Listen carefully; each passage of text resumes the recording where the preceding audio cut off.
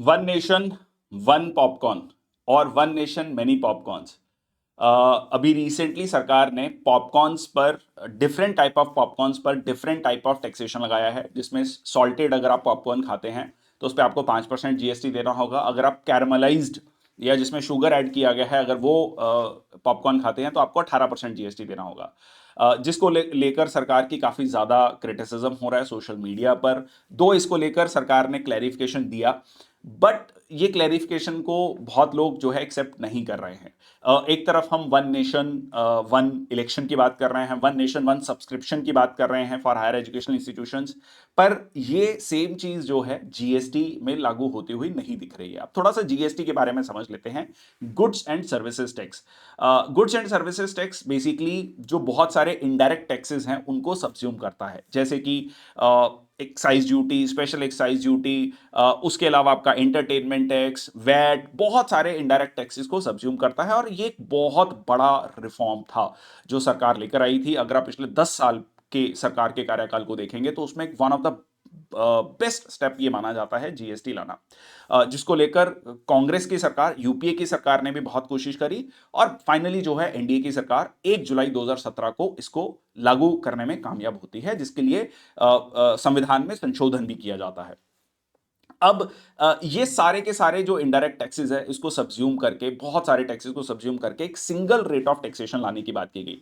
अगर आप यूरोपियन देशों की बात करें तो यूरोपियन देशों में आपको मल्टीपल जो टैक्स स्लैब्स है वो देखने को नहीं मिलती हैं। इसके काफी उल्टा जो है भारत में आपको देखने को मिलता है, जिसमें कई सारी टैक्स स्लैब्स हैं, जिसमें कि 0%, 5%, 12%, 18, 28 और उसके बाद कुछ लग्जरी प्रोडक्ट्स हैं जिन पे सरचार्ज या सेस भी लगाया जाता है 28% के अलावा।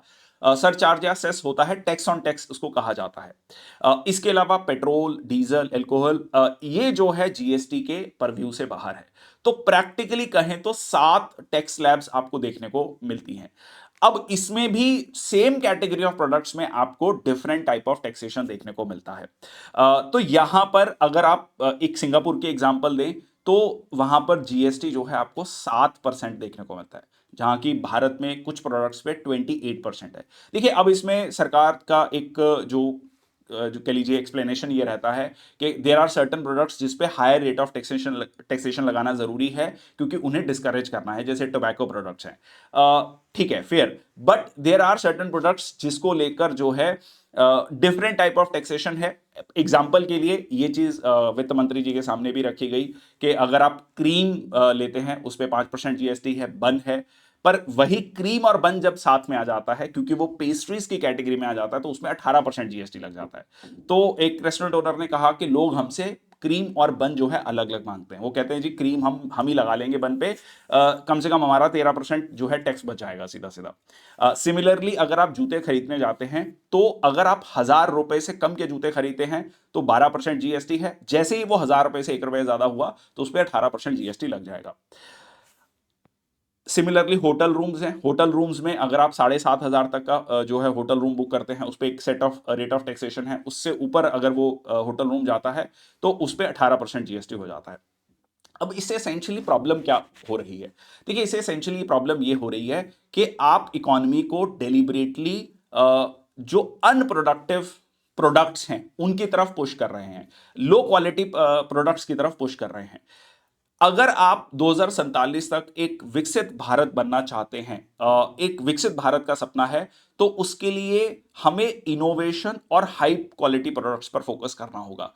हमें यह देखना होगा कि जो इंडियन प्रोडक्ट्स हैं वो ग्लोबली कॉम्पिटिटिव होने चाहिए, ना कि वो 80s और 90s का जो ब्यूरोक्रेट्स का माइंडसेट है कि अगर आप बहुत हाई वैल्यू प्रोडक्ट्स ले रहे हैं तो आप जो है आपको ज्यादा रेट ऑफ टैक्सेशन देना पड़ेगा। वो भी तब जब ऑलरेडी जो इनकम टैक्स है उसकी जो रेट ऑफ टैक्सेशन है वो काफी ज्यादा है, उसके बाद हाई रेट ऑफ जीएसटी जो है आपको पे करना पड़ेगा। बहुत सारे मीम्स इसको लेकर भी बने कि अल्टीमेटली जो है आप सरकार के लिए ही कमा रहे हैं, अल्टीमेटली वो सारा का सारा पैसा आप सरकार को टैक्स के रूप में दे रहे हैं। अभी हाल ही में जीडीपी ग्रोथ रेट का जब डाटा आया, जिसमें सेकेंड क्वार्टर की ग्रोथ रेट जो है कम होकर 5.4% रह गई, और सरकार से जब पूछा गया कि ये जीडीपी ग्रोथ रेट कम क्यों हुई, तो उसके पीछे ये तर्क दिया गया कि क्योंकि उस समय पर मॉडल कोड ऑफ कंडक्ट लगा हुआ था, आचार संहिता लगी हुई थी, तो गवर्नमेंट स्पेंडिंग ज्यादा नहीं हो पाई, इसकी वजह से ग्रोथ रेट कम हुई।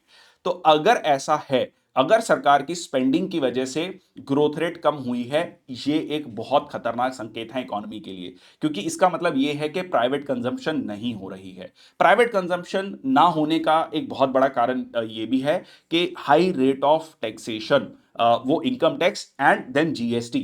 अभी हाल ही में बहुत सारी ऑटोमोबाइल कंपनीज भी ये कह रही हैं कि हमारे पास बहुत सारा स्टॉक पड़ा हुआ है, बहुत सारे लोग जो हैं वो जो है आपका ऑटोमोबाइल्स नहीं खरीद रहे हैं। सिमिलरली हाल ही में एक डाटा और आया है कि म्यूचुअल फंड्स की जो सब्सक्रिप्शन है वो कम होती जा रही है, लोग अपनी म्यूचुअल फंड की सब्सक्रिप्शंस को रोक रहे हैं। ये भी एक कहीं ना कहीं ये संकेत बताता है कि लोगों की सेविंग्स कम हो रही हैं, लोगों की जो रियल इनकम है वो नहीं बढ़ रही है, क्योंकि एक अगेन वो माइंडसेट है कि अगर आप जो है ज्यादा पैसा कमा रहे हैं, ज्यादा हाई क्वालिटी प्रोडक्ट्स खरीद रहे हैं, you should pay more tax to the government, जो कि एक again low middle income trap है जिसमें इंडिया फंसा हुआ है।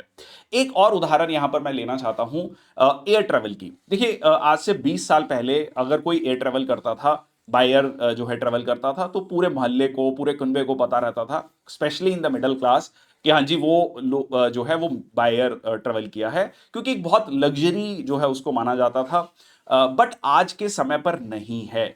आज के समय पर बाय एयर ट्रेवल करना वो एक लग्जरी नहीं है, वो एक नेसेसिटी है। बहुत सारी मिडिल क्लास पॉपुलेशन वो जो है नेसेसिटी के रूप में ट्रेवल करती है। एग्जाम्पल के लिए अगर आप दिल्ली से बेंगलुरु या दिल्ली से चेन्नई जा रहे हैं, तो इट मेक्स नो सेंस कि आप बाय ट्रेन जो है ट्रेवल करें। आपको कहीं ना कहीं जो लो कॉस्ट एयरलाइन से ट्रेवल करना ज्यादा कंफर्टेबल, कन्वीनियंट और चीप रहता है।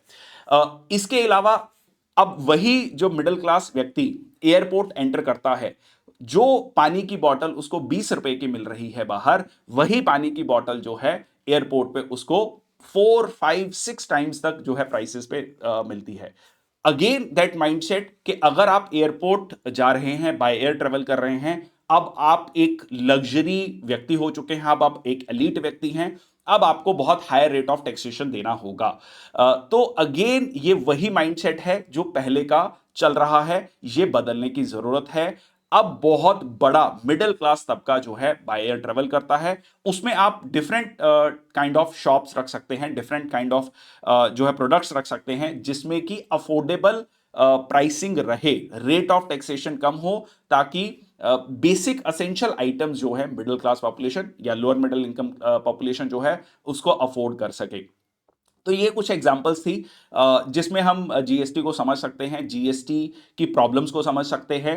कैसा लगा वीडियो जरूर बताइएगा कमेंट सेक्शन बॉक्स में, आपके क्या राय है इसको लेकर जरूर लिखिएगा। Till then thank you so much. जय हिंद, वंदे मातरम।